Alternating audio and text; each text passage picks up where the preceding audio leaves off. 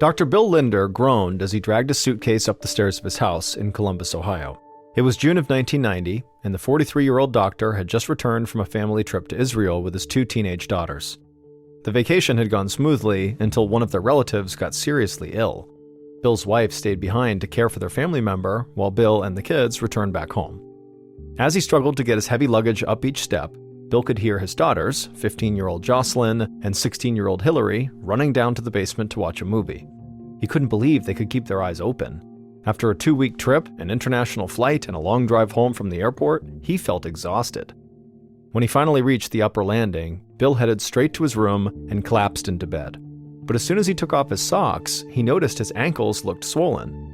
Bill wondered if he'd accidentally injured his ankles by walking too much on vacation, but when he felt around the joints for sore spots, they didn't hurt. So Bill figured the swelling must be a result of too much sitting during the long international flight. Bill stood up and walked into his bathroom and grabbed a bottle of diuretic pills out of his medicine cabinet. He took one, hoping it might reduce the fluid buildup in his body. Then Bill crawled back into bed, desperate for a nap. Less than an hour later, Bill woke up. He still felt tired, but it was getting close to dinner time, and he knew his daughters needed to eat. So he threw the covers back and got out of bed. Bill walked out of his bedroom, intending to walk down to the kitchen, but as he stood at the top of the stairs, he started to feel lightheaded. His vision went blurry and his ears began to ring. He reached out to grab the stair railing for support, but he missed, and instead of catching himself, he fell face first into the metal rail. For a moment, everything went black. Then Bill heard Jocelyn and Hillary running up the stairs, followed by their frantic voices asking if he was okay. Bill slowly opened his eyes. He realized he was lying at the top of the stairs, and he felt this warm, wet liquid dripping down his temple. He touched the side of his head, and when he looked at his fingers, he saw they were covered in blood. He turned to his side and saw both of his daughters staring at him, their eyes wide with terror. Bill slowly stood up, holding onto the railing this time, and promised Jocelyn and Hillary that he was okay. His head was just throbbing from hitting the railing, but other than that, he felt okay. He said he must have just gotten up too fast. The girls insisted on taking Bill to see one of the doctors at his family practice. Bill didn't want to leave the house, but he figured if a quick checkup would put his daughters' minds at ease, then it was worth it. When they got to the family clinic a few minutes later, Bill could tell his colleagues were shocked to see him with dried blood caked onto his cheek. Luckily, the visit was short. The physician on duty cleaned Bill up, gave him 7 stitches, and then just sent him home. 2 years later, in the summer of 1992, Bill and his favorite nurse, whose name was Kim, were closing up the family clinic for the day. Bill had not had any more health scares since his fall 2 years earlier, so in that time he'd just been focusing on spending time with his family and continuing to expand his medical practice. Though it was getting close to dinner time, Bill did not need to rush home. His wife Rhoda was out of town, and the girls were going out with their friends. So he and Kim took their time wiping down countertops and restocking the exam rooms, chatting and drinking a couple of beers that Bill had stashed in the office refrigerator. Bill and Kim finally headed out to the parking lot at about 7 p.m. And as the two of them walked across the concrete, Bill suddenly started to feel short of breath. He'd only gone a few dozen yards, but he felt like he'd just sprinted a mile. He stood still and tried to stop panting, but inhaling just kept getting harder and harder. Kim put her hand on his shoulder and gave him a very concerned look. Bill turned to her and just said, "I need to go to the hospital." Kim sped Bill to the nearest emergency room, and when they got there, Kim helped Bill shuffle up to the front desk. In between labored breaths, he told the receptionist that he could barely breathe, but since he was a doctor, he knew what he needed. He asked to have a chest x-ray as soon as possible. Less than an hour later, Bill was lying on a hard bed in a hospital room, still struggling to inhale while Kim coached him through each breath. Finally, a radiologist entered the room with the x-ray results, and Kim helped Bill sit up so he could see. But what Bill saw on the x-ray film seemed impossible. Normally, lungs appeared dark on an x-ray, but Bill's looked white. Now, Bill was not a lung specialist, but he'd known since medical school that this was a sign of fluid building up around the lungs. In severe cases, there can be so much liquid in the chest cavity, the lungs can't inflate properly, making it difficult or even impossible to breathe. Looking at the x-ray, Bill felt genuinely frightened. Now he understood why he was so short of breath. But what he didn't understand was why all this fluid was building up in the first place. It usually only occurred in patients who were elderly or extremely sick with things like pneumonia or cancer. Bill was 45 years old and careful about his health. He watched what he ate, exercised every day. He had no chronic illnesses, and so this just didn't make sense. Bill asked the radiologist what could be causing this, and the young woman said she didn't know. They would need to run tests to find the source of the fluid. Right now, the best thing they could do was just drain the liquid out of his chest cavity using a procedure called tapping. Bill dreaded the sound of that word. He knew exactly what tapping was, but he had never thought he'd have to experience it himself. It was a crude, unpleasant procedure, and the worst part was, Bill would be wide awake for the entire thing. Half an hour later, Bill was sitting shirtless on the edge of his hospital bed while the attending physician sat on a stool beside him. She disinfected Bill's back, then injected a local anesthetic near the rear of his rib cage. Bill's back quickly went numb, but that did not make him feel any less afraid, and so he reached out for Kim, who was still there to support him. Bill wanted to close his eyes for the next part, but he was too terrified to look away. He watched as the physician brought a long, thick needle towards his back. Then he felt a dull pressure as she plunged this needle between his ribs and pushed it deep into the space surrounding his lungs. Then the attending physician attached the opposite end of this needle to a thin tube, which led to a clear plastic container. As Bill squeezed Kim's hand and tried to relax, liquid began to drain out of his chest. Bill hoped the liquid would be clear or tan, because those were the most common colors of fluid in the chest cavity, and he didn't want to see any red tint, which could mean he was bleeding internally. But the fluid Bill saw coming out of his back and going up this tube was not clear, tan, or red. It was a thick, milky, yellowy substance that reminded him of the filling inside of a lemon meringue pie. He sat there watching this weird, gross liquid flow through the tube until an entire liter had been drained from the area surrounding his lungs. Finally, Bill felt a dull ache as the attending physician removed the needle and then covered the puncture hole with a bandage. Bill released his grip on Kim's hand and then asked the attending physician, what just came out of my body? What was that? She told him that the thick, milky fluid he was seeing was known as chyle, which is a mixture that includes fluids from the body's immune system. When a person has an infection, these fluids will flood the infected area, but they normally disappear after the infection is gone. The doctor told Bill that his body was not draining these fluids correctly, and it was causing a fluid buildup known as lymphedema. Now that Bill thought about it, lymphedema could explain the swelling problems that he had been experiencing for years. He'd thought that his badly swollen ankles a couple of years ago were caused by the long flight home from Israel, but now he realized it could be from something much worse. Because it wasn't just swelling in his legs and ankles. His body was leaking fluids into the space around his lungs, which was really baffling. His doctor agreed that chyle should never leak into the body like this. She said she had only ever seen that happen in cases of liver failure, certain cancers, and in heart disease. When the doctor mentioned heart disease, Bill remembered something.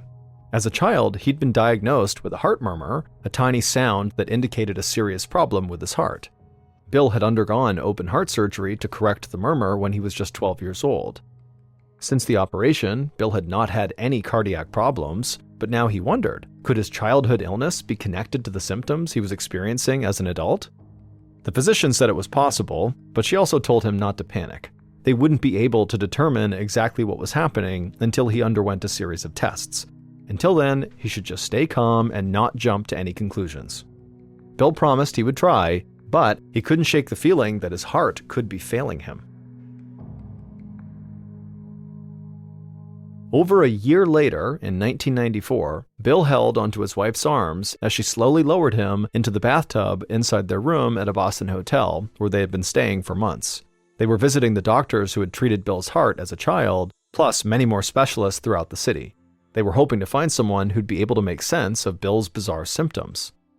While Bill's wife, Rhoda, scrubbed his aching back with a sponge, Bill thought about all the tests he'd undergone. Multiple cardiologists had examined his heart, and they had all said the same thing, that it was functioning totally normally. So whatever was happening to him, it couldn't have anything to do with his heart or with the surgery he'd undergone as a child. There was also nothing wrong with his kidneys or his liver or his immune system. What's more, he didn't appear to have cancer. Based on the test results, Bill should have been perfectly healthy. But he wasn't. The space around his lungs continued to fill with chyle, making every breath a struggle. His back was scarred from repeated tapping procedures to drain the fluid. Bill looked down at his stomach, which had become round and hard as a rock. This was a relatively new symptom, but it bothered him the most. Doctors told him that his stomach, his gut, was also filling up with chyle, which was even more worrisome than what was happening with his lungs. There were other alarming developments too. When Bill ate, the protein and fat in his food was not being processed correctly. Instead, it was leaking out of his intestines and mixing with his blood and other fluids. These were the ingredients in the chyle that kept building up inside of his body. As a doctor himself, Bill knew how serious this was. It meant that his body was not getting the nutrients it needed. With his wife's help, Bill climbed out of the bath, put on his pajamas, and got into bed. He closed his eyes, feeling absolutely miserable, and did his best to sleep. A few hours later, Bill woke up shivering and covered in sweat. He knew he must have a fever, so he shook his wife's shoulder to wake her up. Rhoda took one look at him and said they needed to go to the hospital right now. Bill held onto his wife as she helped him hobble out to the car, and then before he knew it, they were already at Brigham and Women's Hospital in Boston. Bill was too feverish and confused to check in, so he collapsed into a waiting room chair while his wife spoke with the receptionist. A few minutes later, a nurse brought Bill a wheelchair and wheeled him down the hall. By the time they made it to the examination room, Bill could barely speak and his vision was blurry. He was vaguely aware of a doctor coming in to examine him, and then he heard that doctor say that Bill would need to go to the intensive care unit. Bill turned his head to the side. Through the haze of his vision, he could see his wife anxiously holding her hands in front of her chest. He tried to wave to her as if to tell her everything is going to be okay, but he was too weak to even lift his hand. Early the next morning, one of Bill and Rhoda's daughters, Jocelyn, walked through the large glass doors of Brigham and Women's Hospital. Jocelyn was now 19 years old and a college student right here in the Boston area. She'd been up very late the night before, but the moment her mom called her and told her that her dad was in the hospital, she'd gotten out of bed early and driven straight here from her dorm room. Despite her exhaustion, Jocelyn's nerves had her all wound up. She couldn't stop thinking about her father's illness, and she constantly felt anxious. She'd been skipping classes lately and partying too much, doing her best to distract herself from her dad's problems. When Jocelyn walked inside of her father's room, she saw her dad lying on the hospital bed with tubes coming out of his arms, and it made her feel even worse. He looked old and frail. She gave him a gentle hug and then sat down on the couch next to her mom and her older sister. Jocelyn's mother explained to her that her father had contracted a staph infection, which is a dangerous type of bacterial infection in the blood. He had likely gotten it during one of his many tests or fluid draining procedures. Jocelyn sighed. Her dad was already so sick, and this felt like one more health problem to add to the list. It felt like they were all just kind of waiting around powerlessly, praying for something to change. Just then, Jocelyn heard the door to the room creak open, and in walked her great-aunt, whose name was Joni. Joni lived in New York, and so the family did not see her much. But Joni skipped past the usual greetings, and instead she walked right up to Bill's hospital bed and held out a dusty 3-ring binder. Joni said she knew what was wrong with Bill. She said that she had seen all of his symptoms before in her own husband, Bill's uncle. All the proof was right here in the binder she had brought.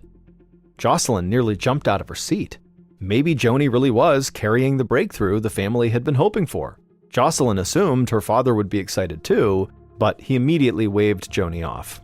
He told her that the two cases were not similar at all, and so he didn't want to hear anything else about his Uncle Nathan. Confused, Jocelyn pulled her great-aunt out of the room and into the hallway and asked to look at the binder.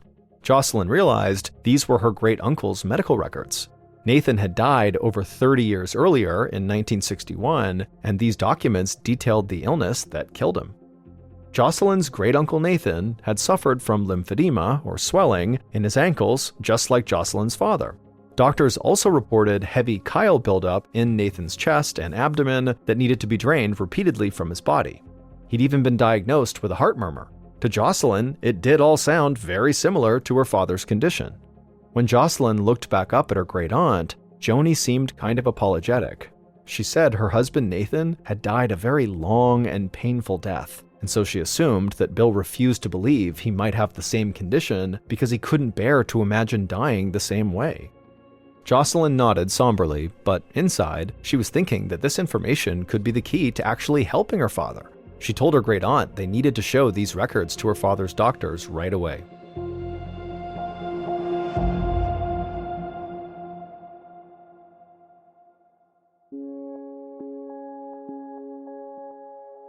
The same day that Bill was admitted to the ICU, Dr. Christine Seidman was eating lunch in her office at Brigham and Women's Hospital.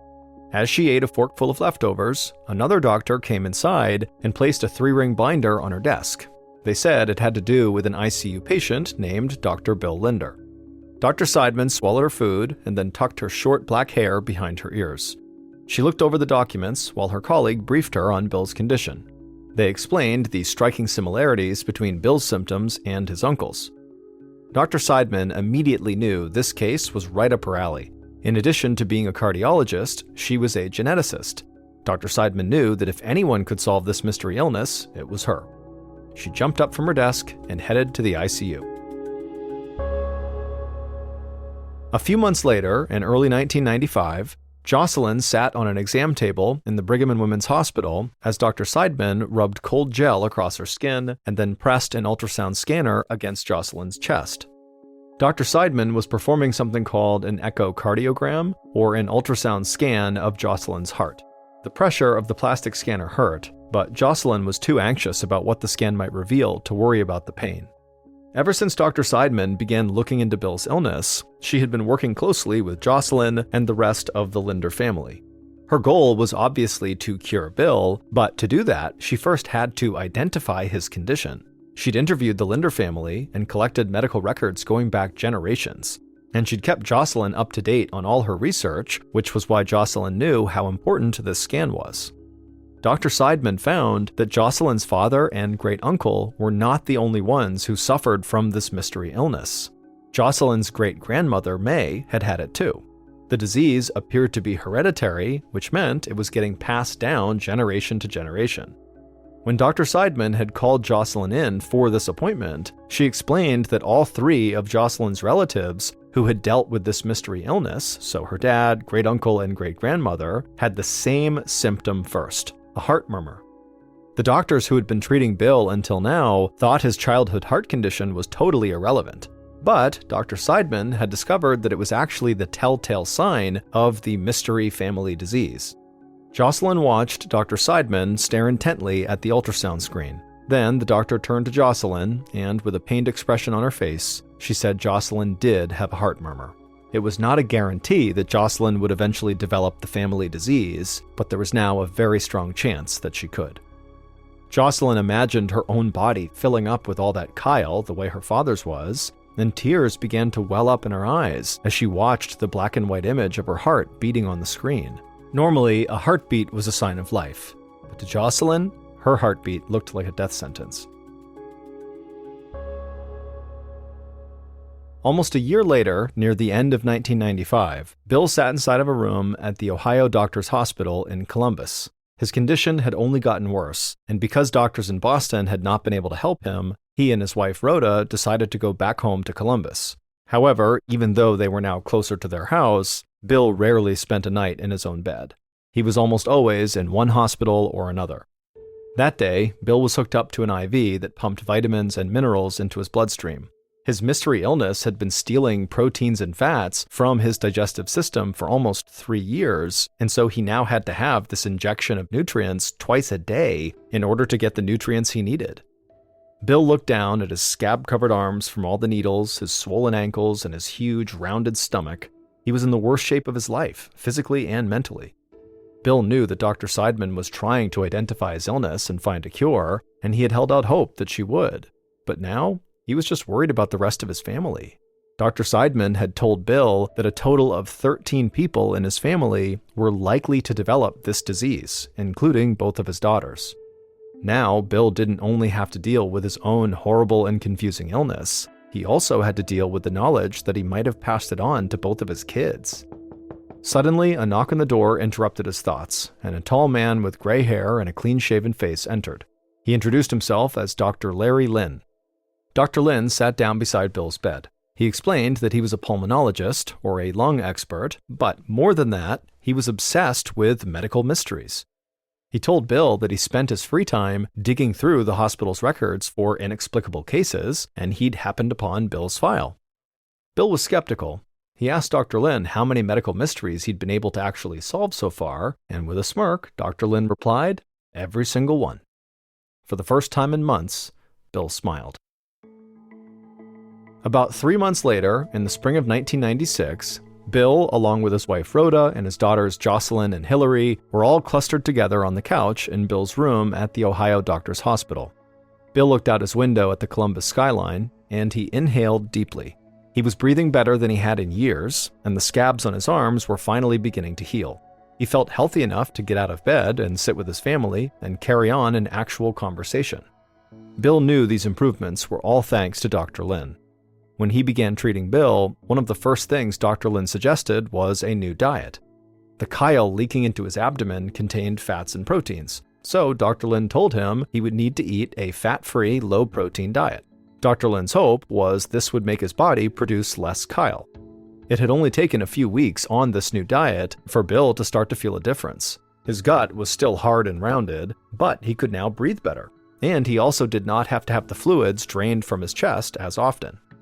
Bill breathed out and told his wife and children that soon enough he'd be healthy enough to go for a walk downtown.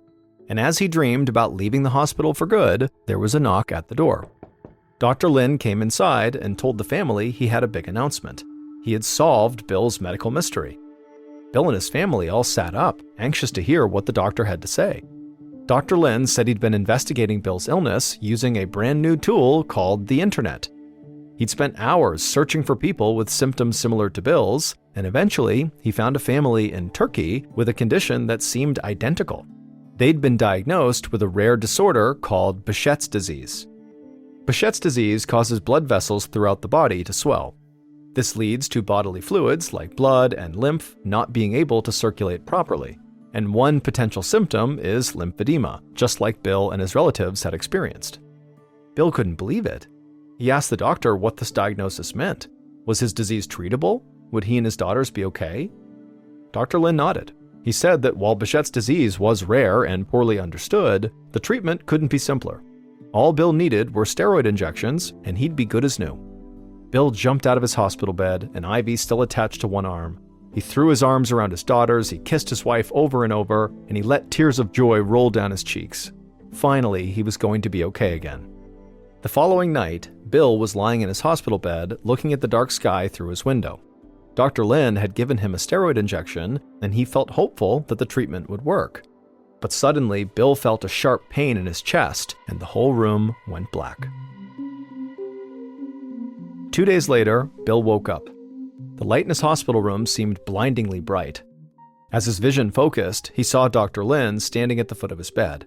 The doctor's eyebrows were knitted together, and his lips were pressed into a frown. The doctor told Bill he'd gone into cardiac arrest. The hospital had been able to resuscitate him, but the emergency made one thing clear. Dr. Lin had been wrong. Bill did not have Behçet's disease, and steroids were not going to cure him. If anything, they could have made his condition worse. Bill was stunned. He'd almost died, and now he was also back to square one with a mystery disease that no one knew how to treat that also might kill him. In that moment, he suddenly felt an overwhelming sense of absolute hopelessness. 6 months later, in September of 1996, Bill's daughter Jocelyn was writing on a yellow pad working on a term paper. After spending her early college years partying and skipping class, she was now committed to getting her life together and finishing her degree. Plus, focusing on school helped her ignore the things that made her the most anxious, the knowledge that she might one day develop the same disease that was killing her father. As she scrawled on her paper, Jocelyn's phone rang. She picked it up, and she heard her mother's strained voice on the other end. She said Jocelyn's father had been placed into a medically induced coma. Jocelyn's mother explained that doctors were no longer able to drain that chyle from her father's chest and abdomen. He just had way too much scar tissue built up from years of undergoing the tapping procedure.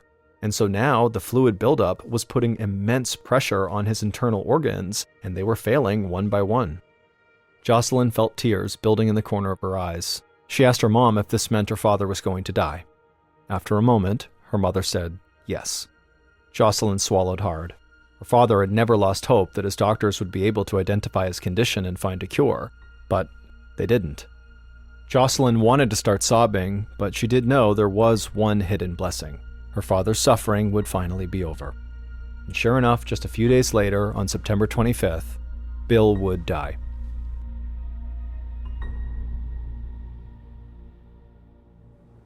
Seven years later, in 2003, 28-year-old Jocelyn was walking towards the Golden Gate Bridge in San Francisco, California.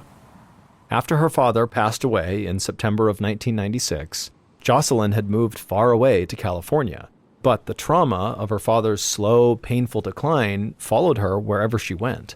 She was acutely aware that she might meet the same fate. It was also very hard for Jocelyn to forget that she had not been there during her father's last moments. She'd flown to Columbus and gone to the hospital, but when her dad actually drew his last breath, Jocelyn had been outside smoking a cigarette. Jocelyn had a lot of regrets and painful memories. The only thing that brought her any real solace were these long walks, when she could breathe in the summer air and organize her thoughts.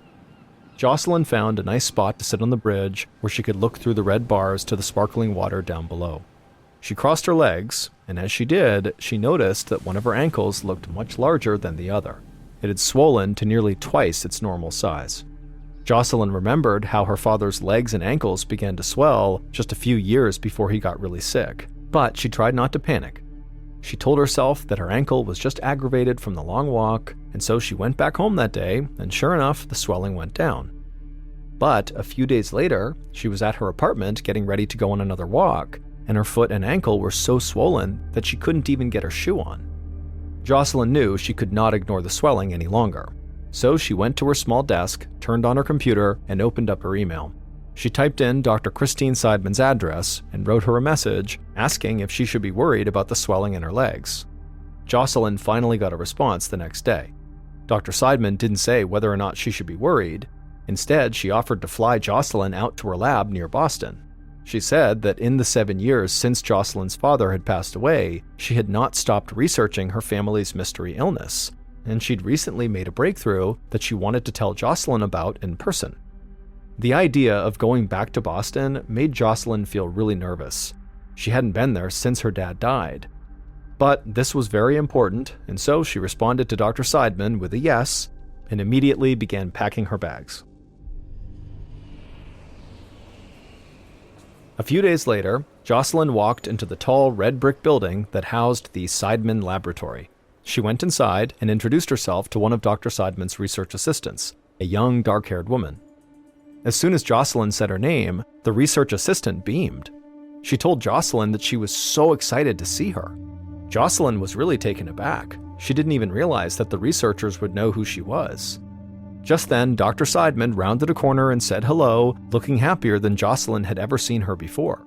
Jocelyn followed her into the back of the lab, trailed by the cheerful assistant, and they all sat down in the cluttered room while Jocelyn looked back and forth at the two women, a little uneasy at how excited they both seemed. Before she could even ask what was going on, Dr. Seidman told her. She and her team had used a technology that had only just been developed, and at last, they had found the cause of her family's mysterious disease. Dr. Seidman had been painstakingly creating a map of Bill Linder's genes so that she could find anything that looked out of the ordinary. But there are hundreds of thousands of genes in every individual person, and Dr. Seidman had to build her map one by one. That's why her research had taken so long. But finally, they'd found an extremely rare mutation of a single gene that had caused Bill's illness. It was a lot like finding a needle in a haystack. The chances of a single defective gene leading to such a debilitating illness were about 1 in a billion. Even more surprisingly, Dr. Seidman concluded that no one in the world outside of the Linder family carried this mutation. Dr. Seidman discovered that the genetic mutation began with Jocelyn's great-great-grandmother, Esther, who first showed symptoms of the disease roughly 100 years earlier. That made Esther what disease trackers call patient zero, the first patient with a brand new disease. Since Esther, this mysterious condition had been passed down 5 generations. Once Dr. Seidman found this genetic defect, suddenly Bill's illness made more sense.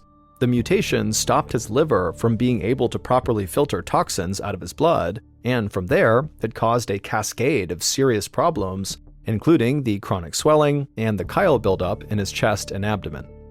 Lastly, the genetic mutation also appeared to cause the family's telltale heart murmur. Jocelyn was on the edge of her seat as she heard all this. She asked Dr. Seidman if now they'd be able to cure her, her sister, and her other relatives who had likely inherited this disease. But Dr. Seidman shook her head sadly. She said, while this was a huge discovery, many questions still remained. I mean, at this point, they didn't even have a name for this disease, and so they really had no way to treat or cure it, at least not yet. Jocelyn felt totally deflated. Even though they had just figured out what was behind the family's deadly illness, there was nothing she could do about it. Over the last 20 years, Jocelyn has come to terms with her diagnosis. Because the risk of passing on her deadly genetic variant was so high, Jocelyn and her husband chose not to have kids. Her older sister Hillary opted to use a form of in vitro fertilization that allowed her to have twins who were both free from the family disease. Right now, in the 6th and newest generation of the Linder family, there are 23 children. But due to advances in fertility treatment, none of these new generation kids have the genetic mutation. The Linders were able to stop the spread of their family illness. Today, there are 7 members of the Linder family who do carry the genetic mutation who are still alive. Dr. Seidman and her team continue to research their illness in hopes of someday finding a cure.